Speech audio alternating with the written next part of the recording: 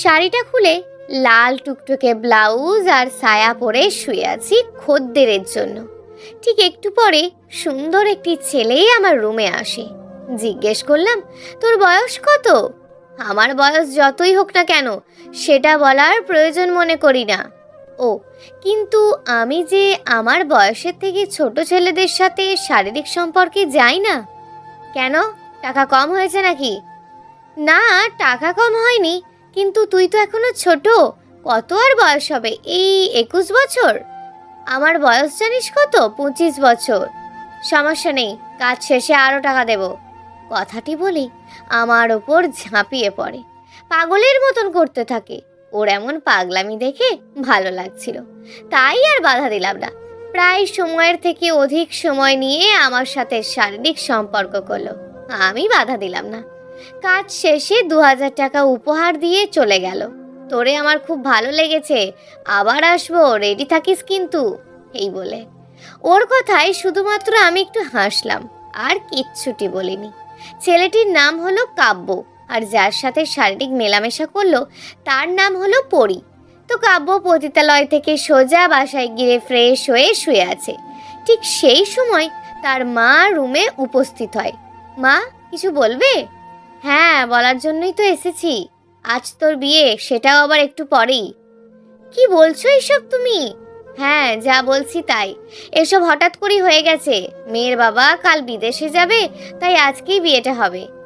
এটা আবার কেমন বিয়ে মা? আরে বাবা, সব তোকে পরে বুঝিয়ে বলবো, এখনই বলো। আমরা চাইছি আজ তোদের বিয়েটা কোনো রকম হোক, পরের মাসে ধুমধাম করে আবার অনুষ্ঠান করে বিয়ে দেব। ও আচ্ছা, কিন্তু মেয়ে দেখতে কেমন? অনেক সুন্দর আছে। তুই এখন রেডি হয়ে নে। আচ্ছা, ঠিক আছে মা। এরপরে কাব্য মায়ের কথা মতো রেডি হয়ে বিয়ে করার উদ্দেশ্যে রওনা দেয় মেয়ের বাড়িতে। তো মেয়ের বাড়িতে এসে দেখে তেমন কোনো লোক নেই। যার সাথে বলতে যে মেয়েটার সাথে বিয়ে হবে সে বিশাল একটি ঘোমটা মুখে দিয়ে বসে আছে। এরপরে কাব্যকে সেখানে বসিয়ে তাড়াহুড়ো করে বিয়েটা সম্পূর্ণ হয়। বিয়ে শেষে বউকে নিয়ে কাব্য ওর মা বাবার বাড়িতে আসে। কাব্য ভাবতেই পারছে না এই 2-3 ঘন্টার মাঝে কি থেকে কি হয়ে গেল। সব যেন মাথার ওপর দিয়ে চলে গেল। বাসায় আসার পর বউকে কাব্যর রুমে নিয়ে যাওয়া হয়। বেশ কিছুক্ষণ পর, কিরে কাব্য, তুই এখনো বাইরে কি করিস? ভিতরে যা, বৌমা অপেক্ষায় আছে। হ্যাঁ, যাচ্ছি মা। এটা বলেই কাব্য রুমের ভিতর চলে আসে।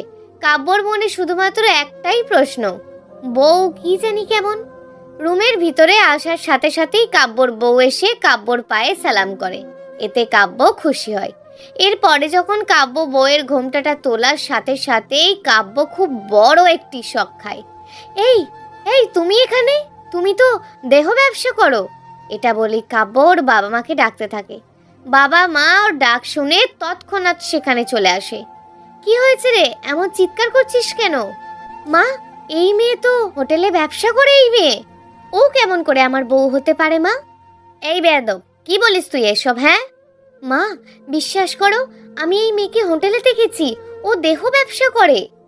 তার মানে তুই এইসব কাজে লিপ্ত কাব্য? আমি আবার কিসে লিপ্ত হলাম, বুঝলাম না তোমার কথাটা। তুই কেমন করে জানিস পরি হোটেলে ব্যবসা করে? আসলে হয়েছে কি মা, কথাটি শেষ হতে না হতেই পরি বলে ওঠে, মা, আপনার ছেলে আমাকে এইভাবে মিথ্যে অপবাদ দিচ্ছে, এটা কিন্তু আমি মানতে পারবো না। এই মেয়ে, একদম নাটক করবি না। তোর সাথে আজকেই আমি। এই আজকেই কি? হ্যাঁ, আপনার ছেলে যে এমন বিয়ের আগে তা তো কখনো বলেননি। আমি বাবাকে ফোন দিয়েছি, বাবা এসেই আমাকে নিয়ে যাবে। না মা, ফোন করা লাগবে না।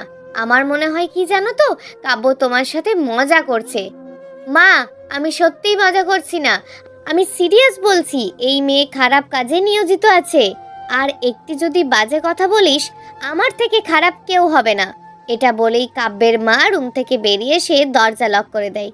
এই মেয়ে, তোমার সত্যি পরিচয়টা দাও। আশ্চর্য, আমার আবার কিসে পরিচয় দেব? হ্যাঁ, আমার পরিচয় হলো আমি পরি, আর এখন আপনার বউ। না, এটা আমি মানতে পারবো না। তুই আমার বউ হতে পারিস না। আপনি কি আমার সাথে মজা করেন? মজা করব কেন? হ্যাঁ, সব ভুলে গেলি আমার সাথে যে হোটেলে শারীরিক সম্পর্ক করে 3000 টাকা নিলি? আপনি যদি আর একটি বাজে কথা বলেন তো খুব খারাপ হবে। তোর মতন খারাপ মেয়ের সাথে আমি থাকতে পারবো না। আমি তোকে ডিভোর্স দেব। কথাটি বলার সাথে সাথেই পরি ঠাস করে থাপ্পড় মেরে দেয় কাব্যকে। তোর অনেক কথা শুনেছি, আর শুনতে চাই না। তুই কি ডিভোর্স দিবি? আমি তোকে ডিভোর্স দেব। তোর মতন খারাপ ছেলের সাথে আমি থাকতে চাই না। আমি খারাপ না, তুই খারাপ, সেটা তুই ভালো করেই জানিস।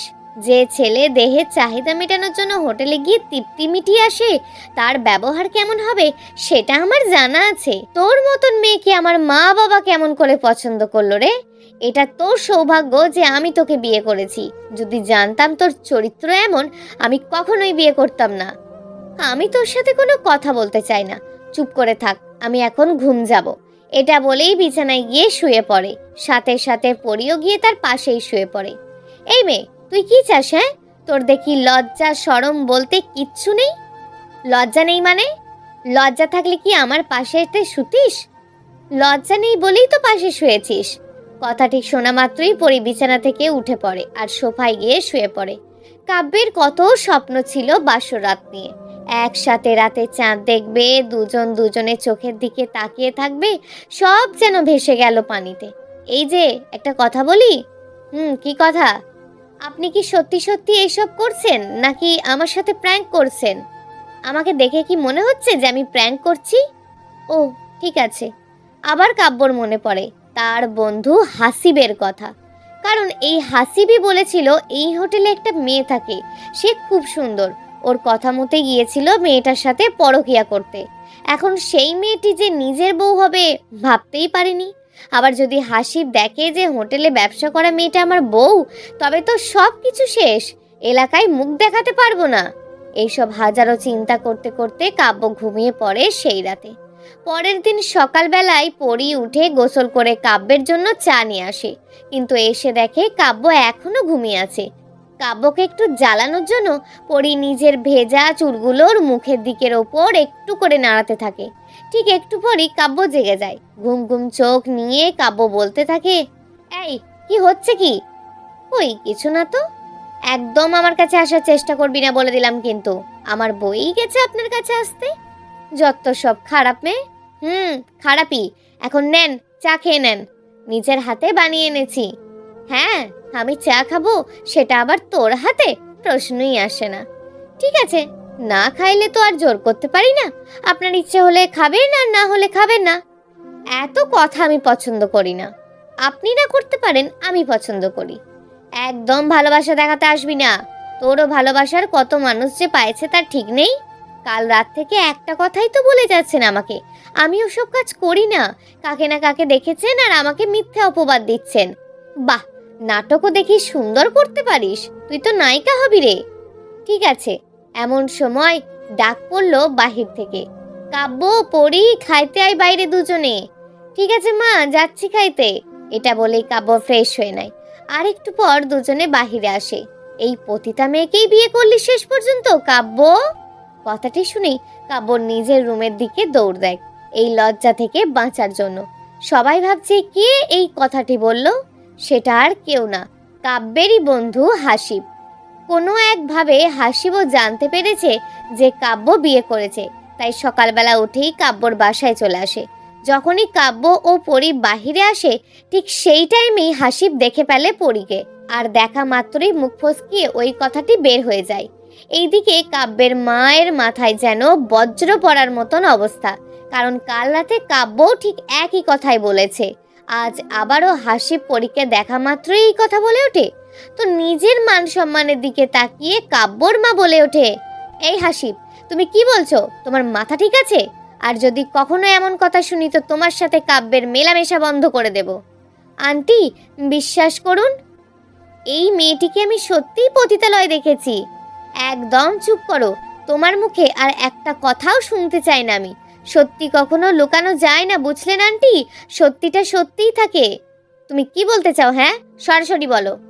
আমি একটা কথাই বলতে চাই, আপনি একটি খারাপ মেয়ের সাথে আপনার সন্তানের বিয়ে দিয়েছেন, তাতেই আবার বয়সে বড়। আপনি মা হয়ে এমন একটি মেয়ের সাথে কাব্যর বিয়ে দিলেন, ভাবতেই তো পারছি না। বেয়াদব ছেলে কোথাকার, লজ্জা করে না একটি মেয়ের নামে এমন বদনাম লটানোর? আমি তো ভাবতেই পারছি না তুমি এতটা খারাপ। আপনি আমাকে থাপ্পড় মারলেন আন্টি, এটা একদম ঠিক করেননি। কেন? তুমি কি আমাকে থাপ্পড় দেবে নাকি? আমি আপনাকে থাপ্পড় না মারলেও এই থাপ্পড়ের প্রতিশোধ আমি থাপ্পড় দিয়ে নেব না। সময় হোক, ঠিকই বুঝবেন। যাও, বেরিয়ে যাও আমার বাসা থেকে। তোমার মতন ছেলের সাথে মেলামেশার জন্য আমার সন্তানটিও এমন হয়েছে। হ্যাঁ, যাচ্ছি। তবে মনে রাখবেন, আপনাকে অনেক পস্তাতে হবে। আর হ্যাঁ, আপনার যে বৌমা আছে না, ওর সাথে আমার অনেক কাহিনী আছে। আপনার ছেলের মুখে শুনেন। এই, তুমি যাবে এখান থেকে, নাকি দারোয়ান ডেকে বের করে দেব? তার দরকার নেই, আমি নিজেই চলে যাচ্ছি। এই বলে হাসিব একবার পরীর দিকে তাকিয়ে বাসা থেকে বের হয়ে যায়। পরী, তুমি আমার সাথে রুমে আসো তো, কথা আছে অনেক। হ্যাঁ মা, চলুন। বলুন, কি বলবেন? তুমি কি সত্যি ওসব খারাপ কাজে লিপ্ত আছো পরী? যা সত্যি তাই বলবে। মা, বিশ্বাস করুন, আমি এইসব কাজে লিপ্ত কথা তো দূরের কথা, মুখেই কখনো আনিনি। তাহলে কাল রাতে কাব্য আর আজ ওর বন্ধু হাসিব এইসব কথা বলল কেন? বুঝলাম না তো। সেটাই তো আমিও বুঝতেছি না মা। ওরা কেন আমাকে এইসব দোষারোপ করছে? আর আমি তো এমন মেয়ে না। লুকাচ্ছ না তো আবার কোনো কথা? যদি লুকিয়ে থাকো, সত্যিটা বলো, কোনো সমস্যা হবে না। আমি দেখব কি করা যেতে পারে। আশ্চর্য, আমি মিথ্যা বলবো কেন? যদি আপনার বিশ্বাস না হয় তবে আমার সম্পর্কে আপনি খোঁজখবর নিয়ে দেখতে পারেন আমি কেমন মেয়ে।